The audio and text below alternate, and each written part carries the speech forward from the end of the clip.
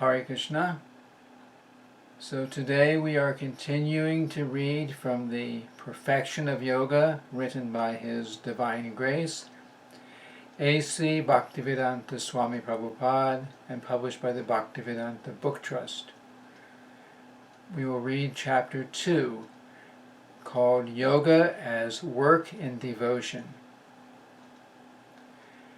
We have heard the names of so many different yogas and yogis, but in Bhagavad Gita, Krishna says that the actual yogi is he who has surrendered himself fully unto me. Krishna proclaims that there is no difference between renunciation, sannyas, and yoga. Yang sannyasam iti prahur yogam tang vidi pandava nahyasya nasya sankalpo yogi bhavati kaschana. Quote, what is called renunciation is the same as yoga, or linking oneself with the Supreme, O son of Pandu, for no one can become a yogi unless he renounces the desire for sense gratification. This is from Bhagavad Gita, chapter 6, text number 2. In the Bhagavad Gita, there are three basic types of yoga delineated: Karma Yoga, Jnana Yoga, and Bhakti Yoga. The systems of yoga may be likened to a staircase. Someone may be on the first step, someone may be halfway up, or someone may be on the top step. When one is elevated to certain levels, he is known as a Karma Yogi, Jnana Yogi, etc. In all cases, the service of the Supreme Lord is the same. It is a difference in elevation only.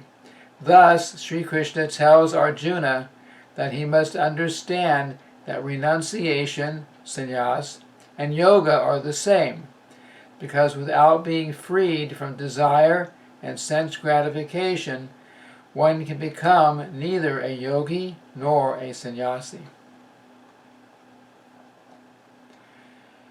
There are some yogis who perform yoga for profit, but that is not real yoga.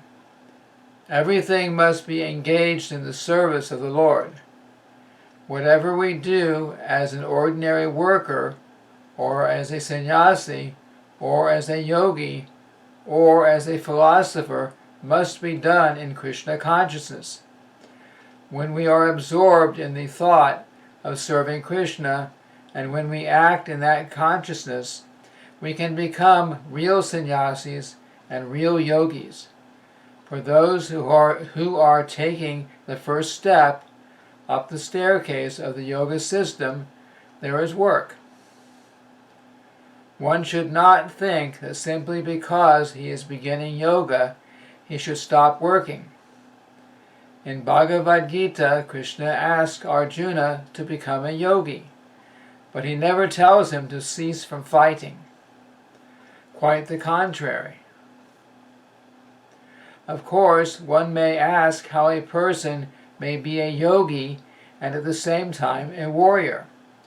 Our conception of yoga practice is that of sitting very straight, with legs crossed and eyes half closed, staring at the tip of our nose and concentrating in this way in a lonely place.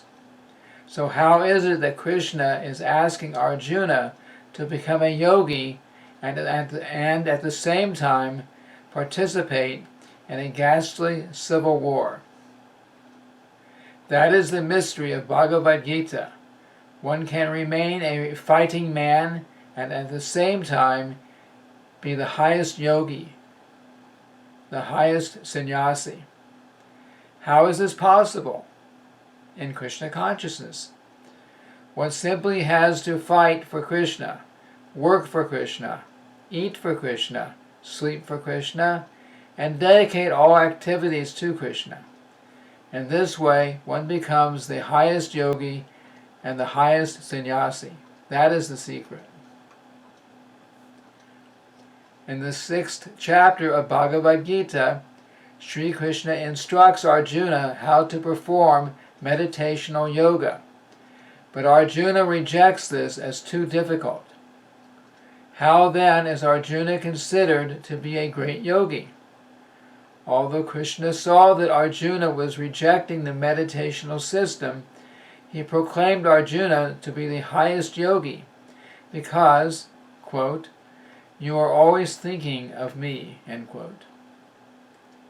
Thinking of Krishna is the essence of all yoga systems, of the Hatha Yoga, Karma Yoga, Jnana Yoga, and Bhakti Yoga, or any other systems of yoga, sacrifice, or charity. All the recommended activities for spiritual realization end in Krishna consciousness, in thinking always of Krishna. The actual perfection of human life lies in being always Krishna conscious and always being aware of Krishna while performing all types of activities. In the preliminary stage, one is advised to always work for Krishna. One must be always searching out some duty or some engagement, for it is a bad policy to remain idle even for a second. When one actually becomes advanced through such engagements, then he may not work physically, but he is always engaged within by constantly thinking of Krishna. In the preliminary stage, however, one is always advised to engage one's senses in the service of Krishna. There are a variety of activities one can perform in serving Krishna. The International Society for Krishna Consciousness is intended to help direct aspirant devotees in these activities. For those working in Krishna consciousness, there are simply not enough hours in the day to serve Krishna.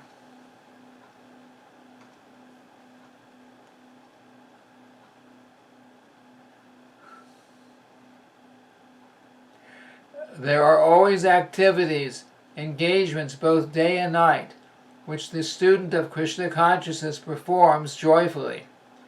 That is the stage of real happiness, constant engagement for Krishna, and spreading Krishna consciousness around the world. In the material world, one may become very tired if he works all the time. But if one works in Krishna consciousness, he can chant Hare Krishna and engage in devotional service 24 hours a day and never get tired.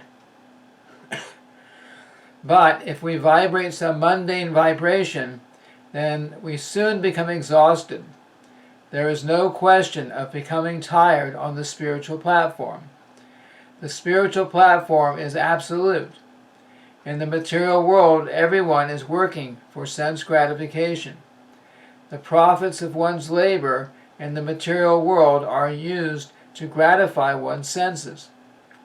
But a real yogi does not desire such fruits. He has no desire other than Krishna, and Krishna is already there. And this ends the reading of chapter 2 of the Perfection of Yoga, called Yoga as Work and Devotion. Thank you very much. Hare Krishna.